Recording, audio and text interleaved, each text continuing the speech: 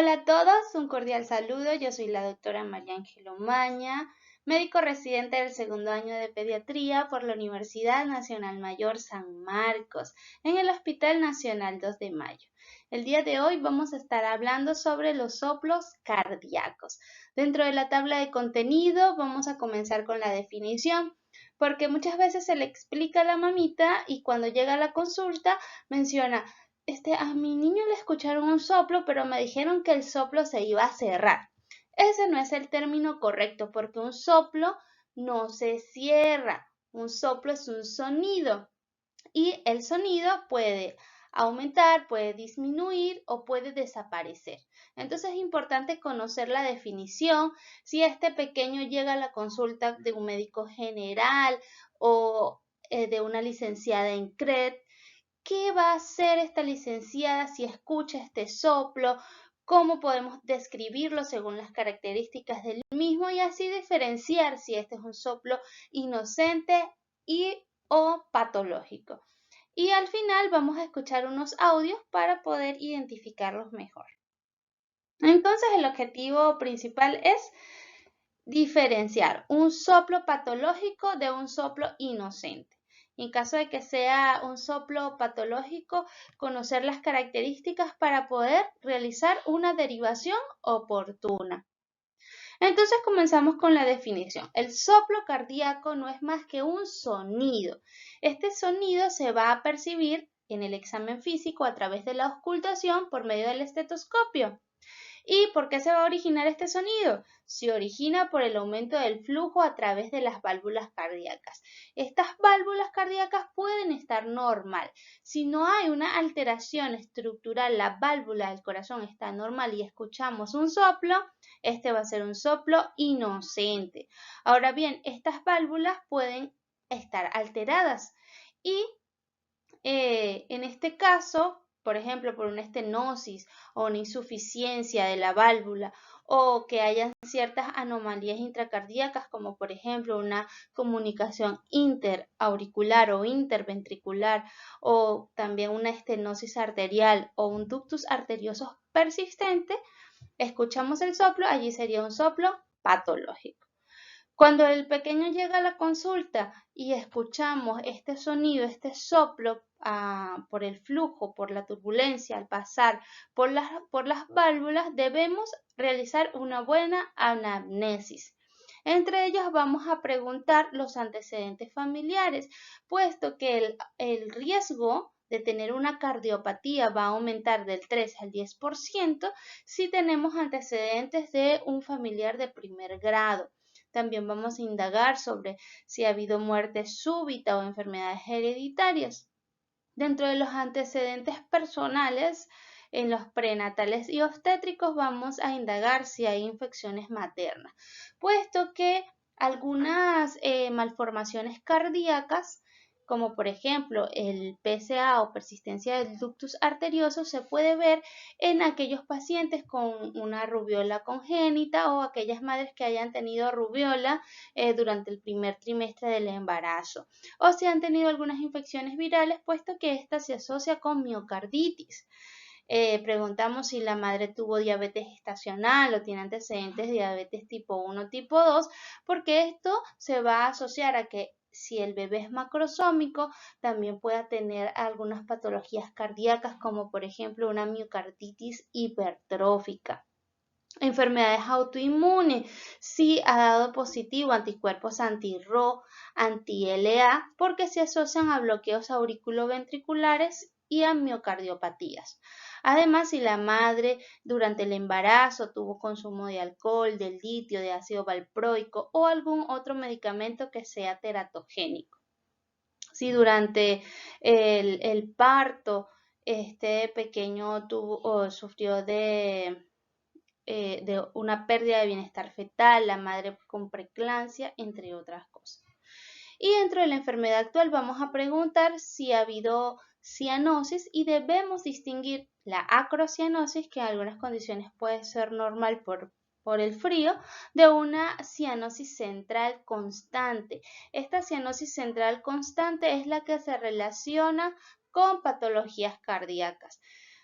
Vamos a ver si hay signos y síntomas de insuficiencia cardíaca, como por ejemplo si hay fatiga, hiperhidrosis, que es una sudoración profusa, constante. Vamos a preguntarle a la mamita si al momento de lactar el bebé se agita, se cansa, suda, si hay frialdad cutánea y sobre todo si no hay una buena ganancia ponderal. Después de preguntar, de hacer la anamnesis, vamos a realizar el examen físico, donde lo primero que vamos a ver es el fenotipo, el aspecto de nuestro paciente, puesto que hay algunos síndromes que se asocian también con cardiopatías, como por ejemplo el síndrome de Down. Vamos a ver la coloración de la piel, si hay cianosis, si hay palidez, cómo nuestro bebito está con el desarrollo ponderoestructural, si hay o no ganancia de peso, cómo es su patrón respiratorio. Al momento de auscultar, al auscultar el soplo, vamos a describir cómo es este soplo, de acuerdo al tiempo, si es sistólico, si es diastólico, si es alto o bajo. Estas características las vamos a ir mencionando posteriormente. A la palpación vamos a palpar los pulsos. Es muy importante ver la asimetría, la simetría o la asimetría y la amplitud de estos, si están presentes o no. Al momento de palpar el abdomen, si hay o no visceromegalias. Entonces, escuchamos el soplo y vamos a ver cómo lo describimos. En el tiempo, esto se refiere a si es un soplo sistólico o si es un soplo diastólico. El soplo patológico puede ser sistólico o diastólico. El soplo diastólico es siempre patológico, mientras que el soplo inocente es sistólico. La forma, si este soplo va increciendo o decreciendo. La localización, que es el lugar de mayor intensidad donde escuchamos el soplo. Y este tiene seis localizaciones. Podemos escucharlo en el segundo espacio intercostal derecho o en el segundo espacio intercostal izquierdo hasta el quinto espacio intercostal izquierdo. O podemos escucharlo en el quinto espacio intercostal izquierdo con línea media clavicular. La irradiación es hacia donde se irradia este soplo, que generalmente va a seguir la dirección del flujo sanguíneo. Y la intensidad que va desde el 1 hasta el 6, de acuerdo a el grado de potencia que nosotros podamos escuchar el soplo. Y el tono si es bajo o es alto. En este cuadro vemos la clasificación según la intensidad del soplo. Entonces lo describimos como un soplo grado 1, si es un soplo muy tenue, se oculta solo con maniobras especiales. El grado 2 es un soplo claramente audible, pero se oculta en un solo foco. El grado 3 es audible en toda la región precordial. El grado 4 es un soplo más ruidoso, con frémito palpable. El grado 5 es muy ruidoso, además de tener frémito palpable, puede ser escuchado con el estetoscopio alejado de la piel. Y el grado 6, pues se menciona que puede ser audible hasta sin el estetoscopio. Muy bien, ya sabiendo las características del soplo, cómo los vamos a describir, pasamos a ver cómo es un soplo inocente versus cómo es un soplo patológico. Entonces dijimos que el soplo inocente es aquel sonido que se va a escuchar en un corazón estructuralmente normal. Hay un pico máximo entre los 5 años y esto va disminuyendo entre los 10 y 14 años.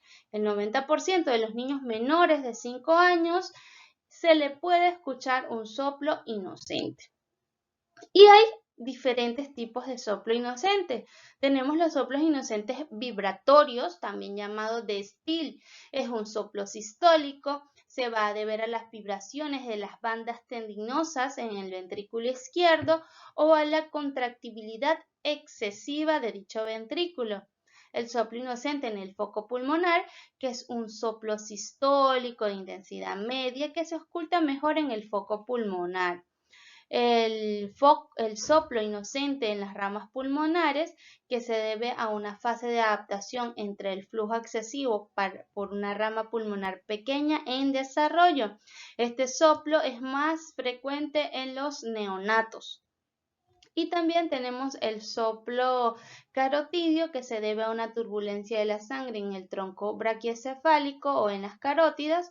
Este va a ser un soplo sistólico muy suave y corto que se oculta mejor en la fosa supraclavicular o en las propias carótidas.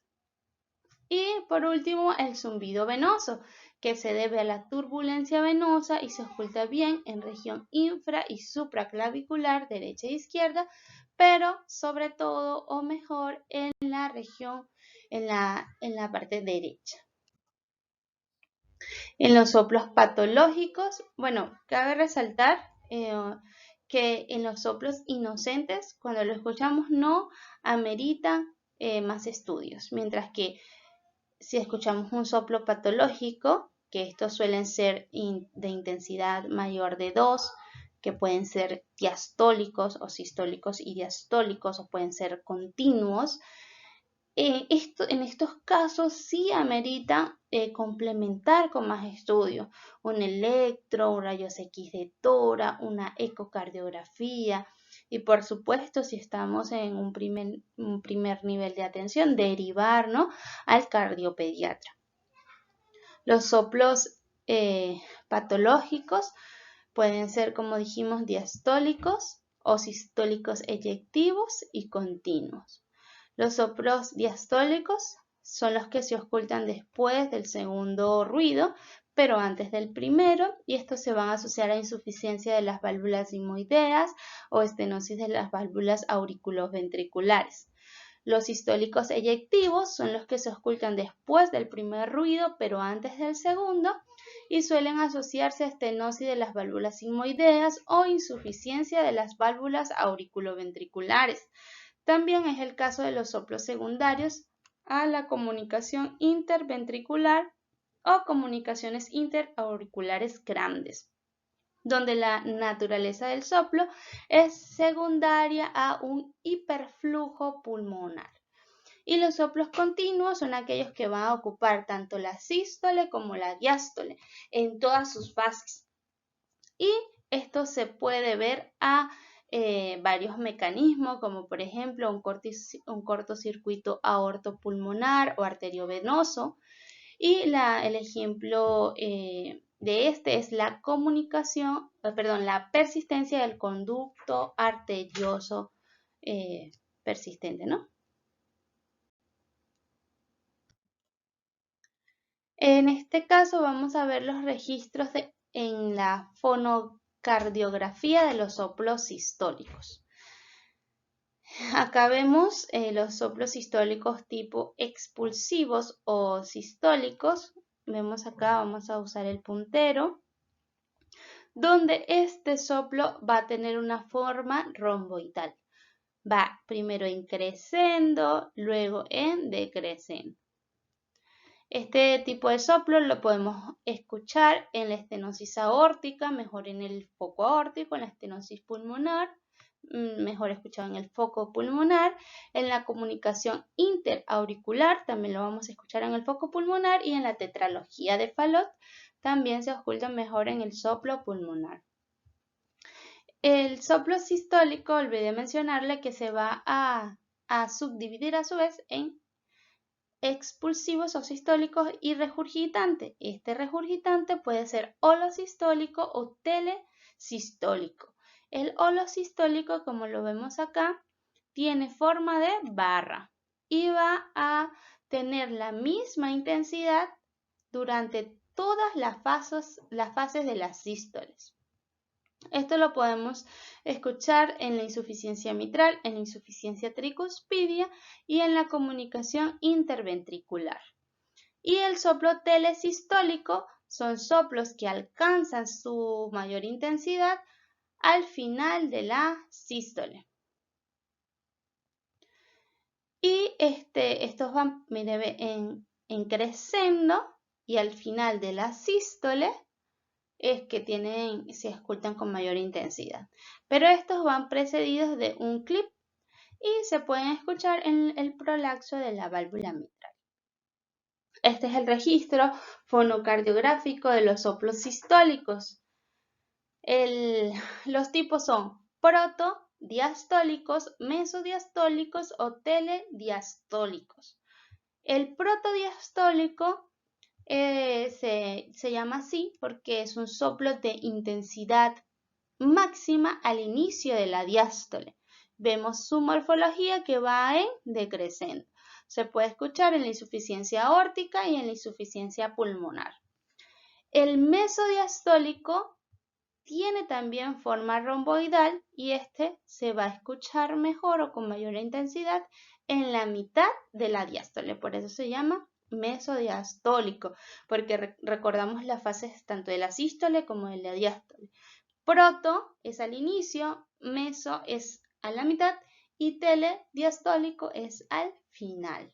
Acá vemos el ejemplo del telediastólico, son soplos que alcanzan su máxima intensidad, ¿dónde? Al final de la diástole, pero van precedidos de un chasquido. También se conoce como mesotelediastólico porque si vemos en la imagen, hay como si fuesen dos soplos, ¿no? Vemos acá, en crescendo, alcanza una intensidad a la mitad de la diástole, luego disminuye, pero luego nuevamente aumenta hasta alcanzar su mayor intensidad en la telediástole, al final de la diástole. Esto lo podemos escuchar en la estenosis mitral y en la estenosis tricuspidia. Y el soplo continuo es aquel soplo que, bueno, como su nombre lo indica, va a estar en todas las fases, tanto de la sístole como de la diástole. Este soplo se intensifica, vemos acá, al final de la sístole y al inicio de la diástole y va a disminuir al final de la diástole. Este es un soplo característico del PCA, persistencia del conducto arterioso. También los podemos escuchar en la fístula arteriosa venosa o en aneurismas perforados del seno de Valsalva. Y bueno, estos eran los audios que les había comentado. Vamos a ver si se puede escuchar.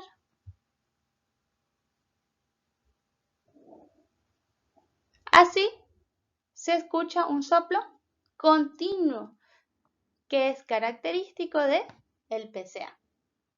Vemos que se escucha en la sístole, en la diástole y con mayor intensidad al final de la sístole y al inicio de la diástole.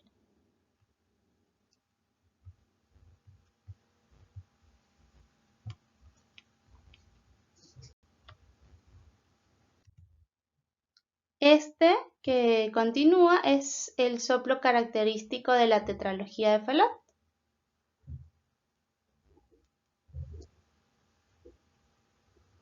Vemos que tiene forma romboidal, ¿no?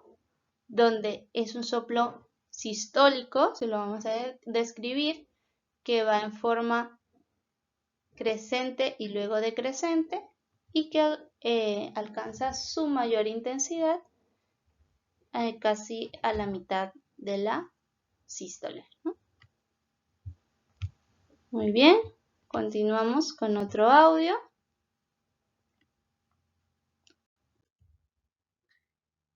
Este es un soplo, vamos a escucharlo.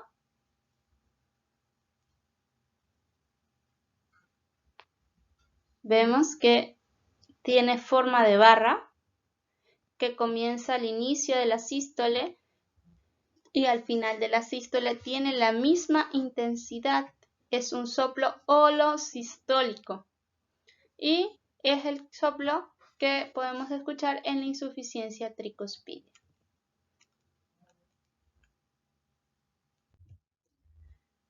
Y el soplo de la insuficiencia aórtica también es un soplo con forma romboidal, como el segundo que escuchamos, ¿no? Es sistólico en crescendo y decrescendo. con su mayor intensidad en la mesosistólica, ¿no? En el medio de la sístole.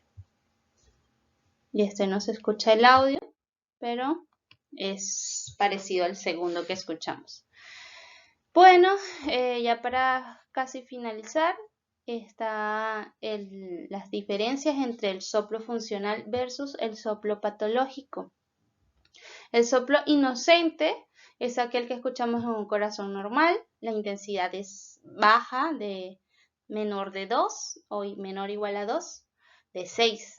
Es un soplo de corta duración. El segundo ruido lo ocultamos normal, no hay chasquido, ni frote, ni galope y siempre va a ser sistólico. Mientras que el soplo patológico es de mayor intensidad, mayor o igual a 3, inicia con el primer ruido, hay presencia de chasquidos o el segundo ruido puede ser con un aumento de intensidad o desdoblamiento fijo y los soplos diastólicos siempre son patológicos. Y acá vemos un cuadro comparativo de todos los tipos de soplos inocentes. El soplo de Still, que dijimos que era un soplo sistólico vibratorio de un grado 1 a 3. Puede presentarse en cualquier edad, pero sobre todo en niños de 2 a 7 años. Se va a ocultar mejor, no irradia en decúbito. El soplo eyectivo pulmonar puede ser de cualquier edad, es un soplo sistólico romboidal de alta frecuencia, también es de intensidad baja, se oculta mejor en el foco pulmonar, pero sobre todo en decúbito, y el diagnóstico diferencial es la estenosis pulmonar o el CIA. ¿Por qué pongo este cuadro? Porque si nos fijamos, o sea, ya describimos cómo son las características, ¿verdad?, de los soplos inocentes. Pero si nos fijamos en el diagnóstico diferencial, ¿cuál es el diagnóstico diferencial de un soplo inocente? Un soplo patológico. Por eso, si auscultamos y nos parece que pudiera por ahí ser de una intensidad mayor de 2, entonces debemos, si estamos en un nivel menor, en un nivel 1, donde no hay cardiopediatras, no hay pediatras, debemos derivarlo a un centro de mayor nivel para su atención. Este es un algoritmo para finalizar. El tipo de soplo, escuchamos que es un soplo patológico, puede ser eyectivo, diastólico continuo. Debemos completar la historia clínica, la exploración física, complementar estudios, realizar una radiografía de tórax, un EKG y remitirlo al cardiólogo pediatra. Pero si es un soplo diastólico, un soplo inocente, no patológico, lo ocultamos que es sistólico, ocultamos que es de una intensidad 1-2, que es de corta duración, de un tono bajo. Entonces podemos realizar seguimiento para ver si hay o no cambios en las características del soplo. No es necesario realizar pruebas complementarias, pero si cambian alguna de estas características, aumenta de intensidad o está asociado a algún síndrome, entonces lo ideal es remitirlo también a un centro de mayor nivel de atención o al cardiólogo pediatra. Bueno, eso es todo. Acá les dejo la bibliografía y muchas gracias por su atención.